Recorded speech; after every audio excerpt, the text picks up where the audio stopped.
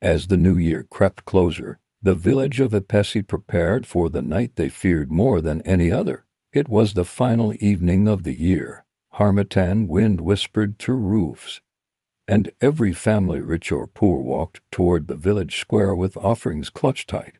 At the center of Ipesi stood the biggest tree, old and wide like a giant's umbrella. Its roots had swallowed stones, its branches had watched generations cry, celebrate, and bury their dead. That night torches circled the trunk, drums beat slowly, not like joy, but like warning. The king sat with his chiefs.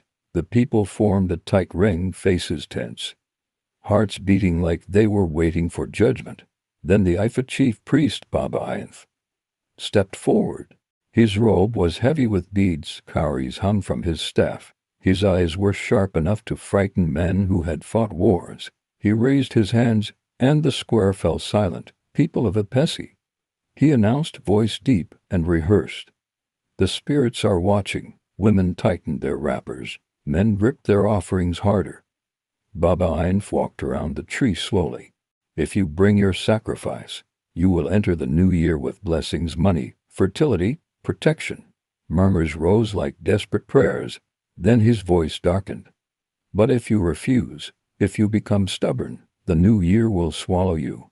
A wave of fear moved through the crowd. Accidents will find your road, he thundered. Sickness will camp in your house. Madness will visit your children. Your business will scatter. Your land will reject your sweat. Some people gasped. Mothers clutched babies closer. And the worst part was that Ipesi believed him, because every year they sacrificed. Yet sickness still came. Death still visited. Bad luck still followed. But they had been taught it was worse without the sacrifice. So they kept giving. Some sold goats. Some sold farmland. The poorest borrowed money, then entered the new year already trapped in debt. A young man, Kunmi, whispered to his friend, "We sacrifice every year, yet our village is still crying." His friend replied bitterly, "Better the devil we know than the angel we don't." They were trapped. And Baba Ainf knew it. He smiled like a man eating from their fear. "Bring the offerings," he commanded. One by one, families stepped forward, yans, fowls, colonnets, goats, even envelopes of money. The king nodded, pretending he wasn't afraid to. Then something happened no one expected. A voice cut through the ritual, clear, calm. "Fearless, stop." Heads turned. A stranger stood at the edge of the circle, barefoot, wrapped in simple worn cloth, face dusty from travel. Yet his eyes were steady, as if storms could not move him. Guards stepped forward, but the stranger lifted his palm gently. "I did not come to fight," he said. "I came to free you." The village murmured. "Who is that?" The stranger's voice rose. "People of Ipesi, how long will you pay for fear? How long will you offer sacrifices and still bury your children?" Baba Ain's face tightened. "Who are you to speak in our sacred gathering?" "I am a servant of the God who owns heaven and earth," the stranger replied. "The one who does not demand your poverty to prove his power." Some scoffed, some stepped back. The king frowned. "Stranger, choose your words carefully." But the man stepped forward like a prophet. "You have been deceived," he said. "Not by spirits, but by a man who feeds on your fear.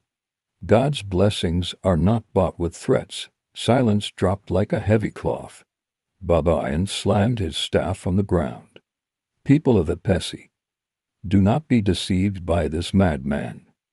If his God is powerful, let him prove it." The crowd stirred, hungry for proof. Baba Ain pointed at the stranger. "Bring out the afflicted, those with sickness, madness, strange pains, curses. If I cannot heal them, no one can. Let this prophet heal them." He leaned forward, eyes burning. "And if he fails, he will be used as the sacrifice." Fear froze the village. Then voices rose. "So be it, so be it." Men ran into compounds. Women dragged out relatives. People carried the weak on mats. Some came shaking, some crying, some silent like broken pots, some screaming at shadows. A mother pushed her teenage son forward. He hasn't spoken in 2 years. An old man coughed until blood stained the dust. A young woman thrashed and screamed at things no one could see. The prophet looked at them, and his face softened not with fear, but with compassion. He knelt under the great tree. He lifted his hands. God of heaven, he prayed, show these people that you are real.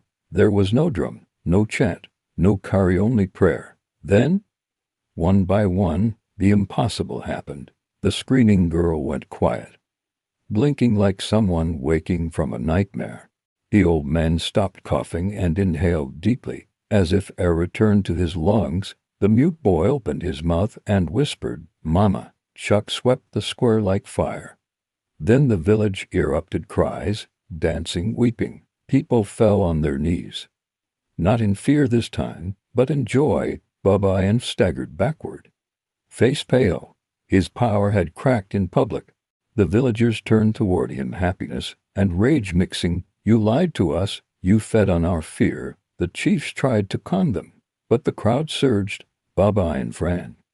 And they chased him past the gates, past the farms, until his beads scattered in the dust, and his proud robe tore on thorns. That night, Ipesi did not offer sacrifice. They lifted their voices in a new kind of prayer, free, hopeful, unchained.